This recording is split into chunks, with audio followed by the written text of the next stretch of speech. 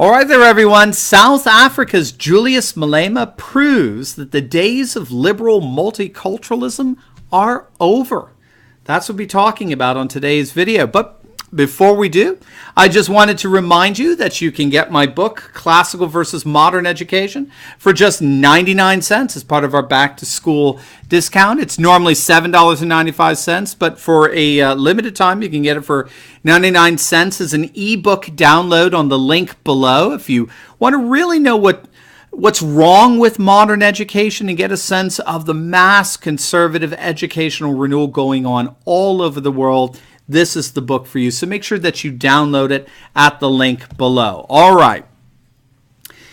Just when you thought it couldn't get worse, first, liberals were positioning themselves as being anti-free speech and fully defending censorship.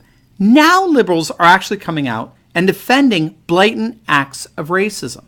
I'm sure many of you heard about President Donald Trump's announcement that he is in fact investigating the recent conscription or confiscation of white-owned farmland by the South African government. Late last week, President Trump said that he had directed Secretary of State Mike Pompeo to closely study the South Africa land farm seizures and the expropriations and indeed the violence and the killing of white farmers there in South Africa. And what was so fascinating in all of this, in our increasingly fracturing nation here, is how members of the left-wing media reacted to all this. The New York Times basically came out and said that President Trump, and I'm quoting them there, cites false claims of widespread attacks on white farmers in South Africa. The Kansas City Star put forward the typical liberal headline, Trump's racist South Africa coda to a terrible week, of course referring to the conviction of his former campaign manager Paul Manafort for tax evasion and his former lawyer Michael Cohen's agreement to basically act as an informant against President Trump. Unfortunately, there's nothing to inform on him. And unfortunately for Libby's over at the Kansas City Star, Trump ended the week with some of his highest poll numbers. Rasmussen's daily presidential tracking polls, Trump currently at a very solid 46% approval. Oh well, maybe you'll get him this week. Who knows? But then, of course, to everyone's shock, you have the radical South African populist politician Julius Malema coming out and saying bluntly, well, yeah, that's exactly what we're doing. Yep. We are absolutely expropriating farmland from the white farm owners who stole that land from us. That is exactly what we are doing. In fact, during a press conference just a day or two ago, Malema actually said this, and I'm quoting here, South Africa is forcing white people to share the land which was gained through a crime against the humanity of black and African people. See, this is the beauty of a network society. This is what scholars call the telecommunicative age in which we live, a network society. And in a network society, you're no longer dependent on the big media, the mainstream media, to inform you.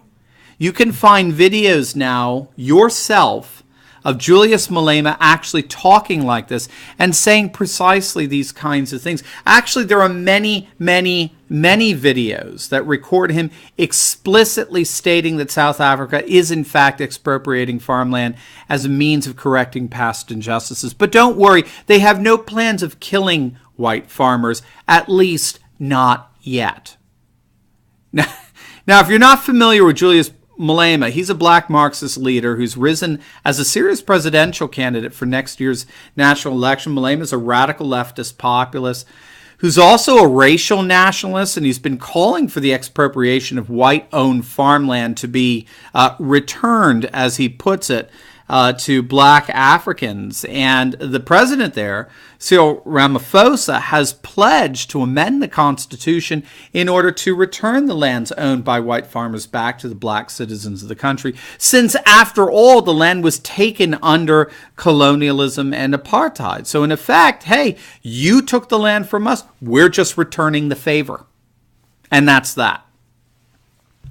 Now, what does the multicultural left, the progressive liberals, say in response to this? Well, if you go over to Vox.com, and by the way, it's Vox, V-O-X, not Fox News, Vox.com, you'll find an article that accuses Trump of pushing a conspiracy theory devised by racist white nationalists and neo-Nazis. In other words, Trump is simply pushing racist propaganda here, nothing more. Trump the racist is pushing racist propaganda. Now, just take a step back, just really quickly here. Tucker Carlson, I think, said it best when addressing the rhetoric of these so-called journalist pieces.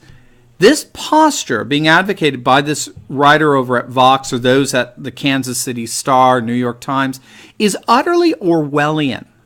That's how Carlson puts it. And I think he's absolutely right. It's utterly Orwellian because if you think it through, it is now, according to liberal elites in the media, it is now racist to oppose racism.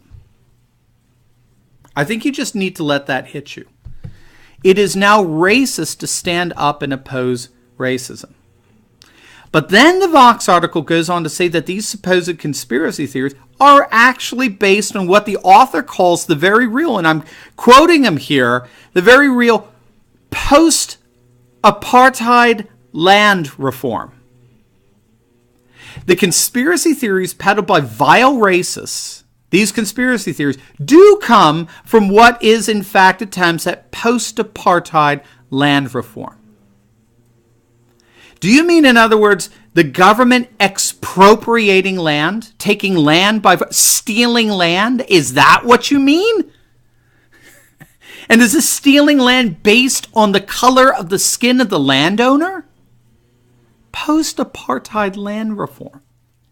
And then this author, she goes on to point out that this is all because of the past evils of apartheid and the unfair land distribution, where over 70% of farmland is owned by white farmers. And so it's completely understandable why the idea of nationalizing all land is growing in popularity. Did you catch that? It's perfectly understandable why the idea of stealing the land owned only by those who have a particular color of skin is growing in popularity. Of course, two wrongs make a right. Of course. Right? That's understandable. But having said that, I mean, having admitted that, but it's the Vox article says it's probably not a good idea. It's not a good idea to expropriate farmland at such a large level on the basis of the color of someone's skin because, economics. It's probably going to end up hurting both whites and blacks due to the inadvertent economic ramifications of such stealing. Expropriation. It's a bad idea, probably. Well, because of economics. It's just not going to work. And then you had the NewYorkMag.com coming out and saying basically the same thing. Yeah, it's true that the South African government is trying to expropriate the land of only some white farmers. That's true.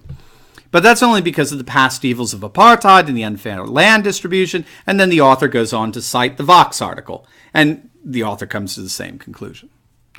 It's probably not a good idea. Because, seizing the land like that is bad economics. When all is said and done, I would argue that this is precisely why the secular liberal project of multiculturalism has no future. It has no future precisely because it has ceased to be liberal. Liberals have no future precisely because their liberal worldview has already died. They have killed it. They have ceased to be liberals. And we could see how their liberalism has died in terms of these two fundamental developments of late. First, you of course have this insane Orwellianism that claims that it's racist to oppose racism. Just like you have those arguing that destroying free speech is necessary to save our democracy. That kind of intellectual incoherence is going nowhere. But secondly, we're actually seeing before our very eyes how liberal multiculturalism is currently breaking up into tribalism, into various forms of ethno-nationalism, like we're seeing in South Africa, which ironically is the very form of social order advocated by the very white nationalists and neo-Nazis that such liberals claim to oppose. In defending South Africa's blatantly racist policies, these liberal multiculturalists are actually perpetuating the very conditions by which an ethno-nationalist tribalism flourishes. So there's really no way around it. The whole South African racially charged land confiscation and the liberal response to it are but perhaps the single most striking indicators that the days of liberal multiculturalism are dead, and a world order of increasing ethno-nationalism and tribalism is upon us. And the irony of it all is that such ethno-nationalism has, at least in part, been brought to you not by the alt-right, not by white nationalists, not by neo-Nazis, but rather by the incoherence of the multicultural left itself. Don't forget to click on that link below and get your copy of my book, Classical versus Modern Education, for only 99 cents for a limited time. And as always, please like, comment, and subscribe. Click on our Patreon link below. Become a monthly supporter of this channel and help us to continue to analyze current events in light of conservative trends so that you can personally and professionally flourish. God bless.